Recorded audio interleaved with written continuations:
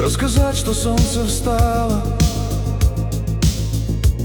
что оно горячим светом по листам затрепетало. Рассказать, что лес проснулся, весь проснулся веткой, каждой птицей встрепенулся, и весенний полон жаждой. Рассказать, что с той же страстью, как вчера, пришел я снова, что душа все так же счастью и тебе служить готова.